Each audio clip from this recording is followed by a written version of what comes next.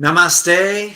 Welcome, everyone. I'm so excited to be here. And my name is Todd Norian. I'm the founder of Ashaya Yoga. And what a treat this is to spend some time with one of my best friends, really, and students, also a colleague, Randy Boyd. He's an expert anatomist and a licensed Ashaya Yoga teacher. And our purpose today is to just inspire you. We are doing, Randy's going to be teaching this course called Ashaya Yoga Anatomy Immersion, the interplay of science and spirit, which is just, I think, the most unique way of studying the body. He's going to be bringing sort of the science behind it all and interplaying with the tantric philosophy. And so for me, it's like, the anatomy is great, but it can be kind of dry and technical. But what inspires me is how the anatomy helps to increase self-knowledge so we can really understand ourselves. For me, I've been on this journey for quite a number of years, and it's really always a journey of the heart. It's so much, not so much about what can I learn so I can be better at something, but it's what is the self-knowledge I can gain from this?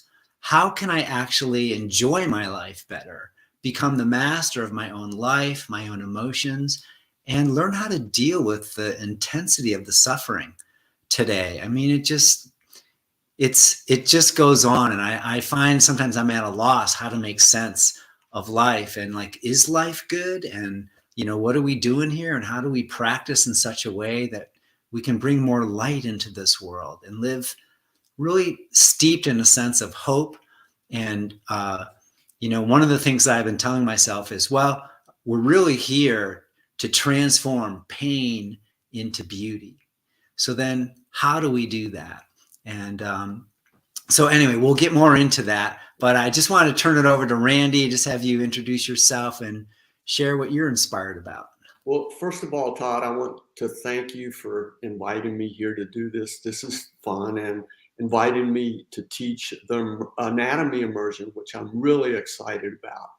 So I'm Randy Boyd, and I've been with Todd since, 2006. And I've also was an Ashaya teacher trainer for a number of years. I'm a certified yoga therapist. And so what I'd like to talk about, I don't know if you've heard, but there's a new book out that's on a lot of the bestseller list. And the title of the book is called Awe, the New Science of Everyday Wonder and How It Can Transform Your Life. And this is really how I like to approach anatomy. Tantra teaches us that this one singular energy step down into form to become all of this, to become us. And when it steps down into form, when it steps down into form, it does so with a very deep order and a very deep intelligence. And when you approach, or when I approach anatomy from this perspective, I'm left with this sense of awe and wonder. And that's how I want to approach. That's how I'm going to approach this immersion. It's not just the thigh bones connected to the hip bone. There's philosophy behind it, and the science aligns with the philosophy. It's just very beautiful. Randy, when you said how it describes how in Tantra, how the one universal energy steps itself down to an individual, I mean, that right there is the most awe-inspiring thing you could say, because really our practice is about how to awaken the individual to the universal inside. And what it means in common language is how to understand that we are limitless beings in our divine potential. There's a place where we are supremely free, supremely blissful, and ultimately creative. And I think the goal of yoga for me has always been, well, how the heck do I get there? Because life is so challenging, and it's really the practices, how to know that challenges, when you really work with them, create an opening to have life-enhancing change. And that problems, when we deal with problems, instead of running from them, that when we actually look within, the problem becomes another opening for possibility. And in this way, like, we're never really stuck. And that's how we can experience sort of the sky of our being, this infinite nature. And that's awe-inspiring to me. And that the body is designed in this way, So in Tantra, there's something called the pulsation, where the universe, through vibration, this unlimited universe, becomes a limited thing. And it does that because it has the power to self-conceal. It does it out of its own joy. And even more than that, it does it because it has to, in order to see itself, to know itself, to get a deeper reflection of itself. And I'll just go on and on about this one thing. And that is, like, your eyes have never seen your face. Our eyes have not seen our face. Our eyes only can see ourselves through a reflection in a mirror, or through other people's reflection, like in relationship. In the same way, the universe projects itself, it limits itself, it separates a piece of itself, a piece of its own infinite nature, separates itself in order to be able to see itself. And one piece of the infinite domain is still infinite. It's very paradoxical to think about it, that we are that infinite domain in our infinite finitude of form. And it describes the whole sort of step-down process from the vastness to a congealed, frozen, petrified form of how sky becomes earth, and how earth is not a limited, diminished form. Like, we're part of that earth. We're not diminished. We're not lower. Is that earth is sky condensed. So, Randy, I just want to ask you to elaborate on that. So let me give you an example that came to mind of what you're talking about.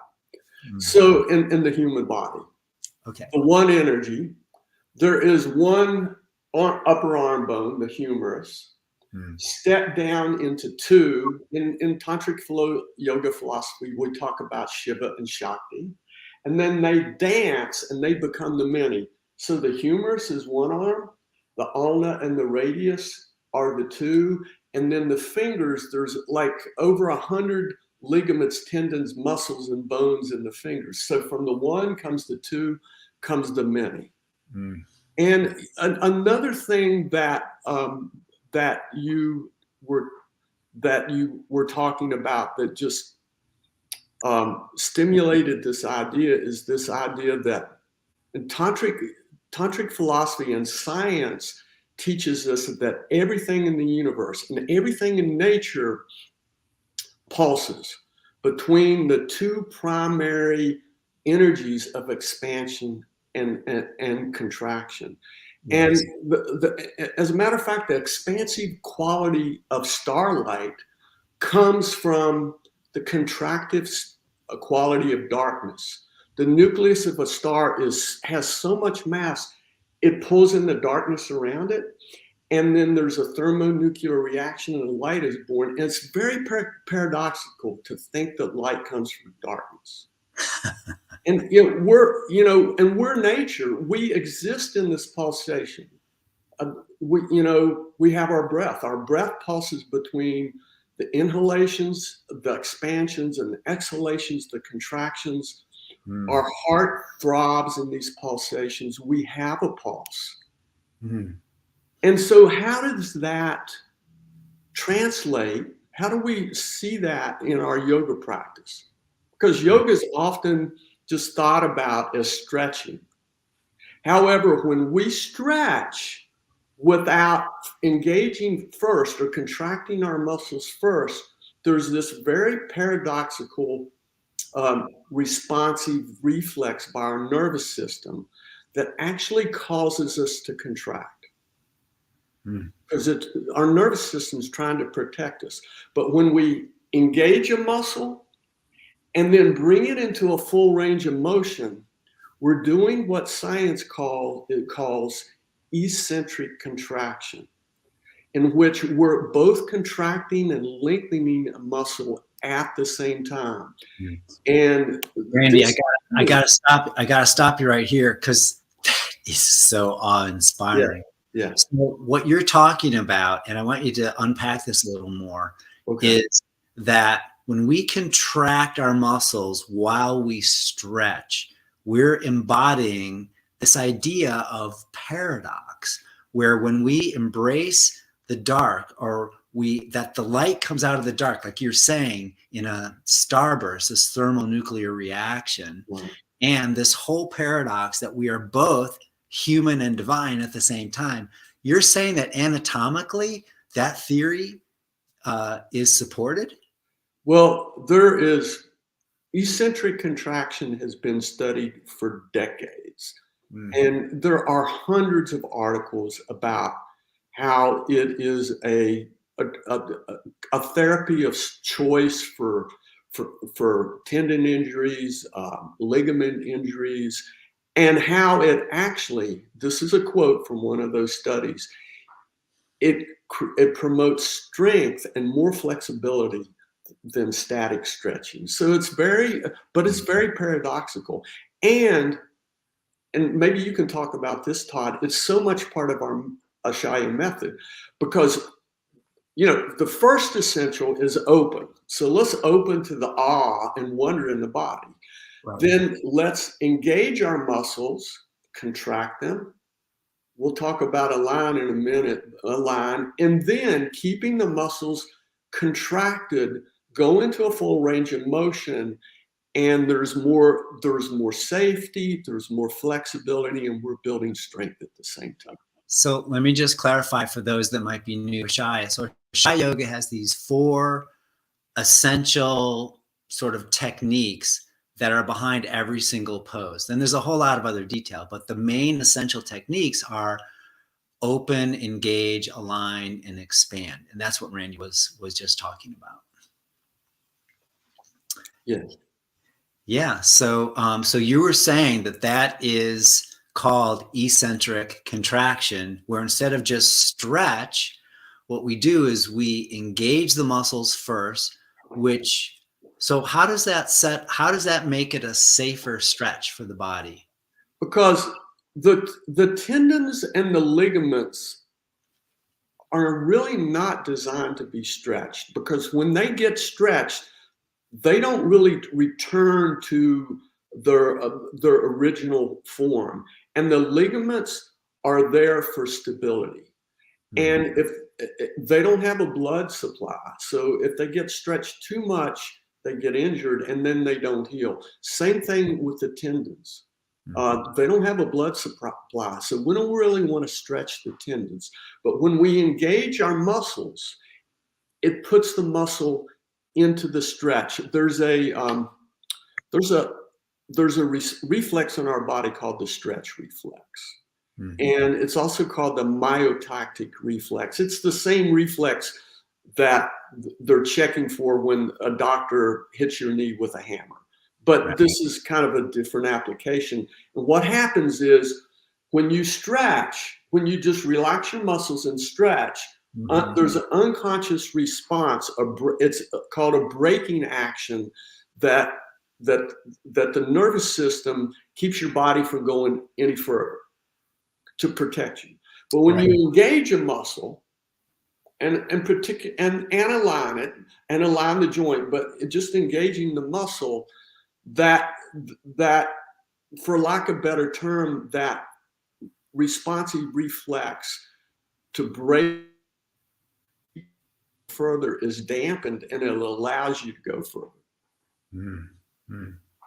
Wow, that's very cool. And then I know that when the joint feels safe, the brain registers that there's safety in the body, right? And it relaxes. So paradoxically, in Ashaya Yoga, we learn how to engage the muscles to achieve a deeper state in the parasympathetic nervous system to be able to relax. And that in and of itself is paradoxical.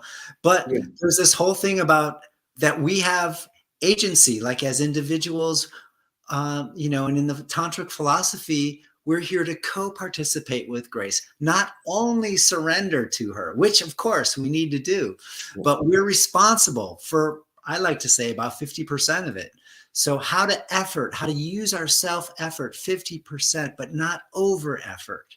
And then how to surrender and let grace sort of carry the rest of the way. So sometimes you lead and grace follows. Sometimes grace leads and you follow. And that's really this sort of interweaving of, we could say, the universal self and the individual self together. And I might add that the balance of those two things, just like the balance of contraction and expansion, puts you in a state where the heart opens up. And that's when we recognize our true nature, which is divine, which is joyous. I thought that's very beautiful. I thought of one more example of this, an example of where opposites, what seem to be opposites, are complementary contrasts. One of the alignment essentials that we have in Ashaya is align. And the way that we align the spine is we create curve, we keep the curve, and then we create length. And to me, those are like two opposites, curve, and a straight line. But when you balance those two, that's when the spine is healthy. And when the physical body is healthy, we have more opportunity to experience happiness in our life. Mm. Yeah. Thank you so much, Randy. And isn't that the goal of all of our studies, to achieve a greater sense of happiness, fulfillment, freedom, and service to the light? So we keep growing this light. And that's why I want to invite everyone to come to the Ashaya Yoga Anatomy Immersion. So it's a 20-hour course that Randy's going to lead. Cheryl Chafee, my co-teacher, and myself will be adding a couple of sessions here and there. And the whole course starts, it's kind of spread out over time. There's a concentrated weekend of 15 hours, but then there's 4 more sessions of an hour and 15 minutes each. And that starts March 6th. So if you're interested, please go to ashayayoga.com, check it out, register for it. And there is an early bird savings that ends it's between now and February 20th. So if you register by the 20th, there's a little bit of a savings. And so again, Randy, I want to thank you so much for inspiring us with awe and wonder and the interplay of science and spirit. And I want to thank all of you for joining us. And I do look forward to meeting you and seeing you on the mat. Namaste. Namaste.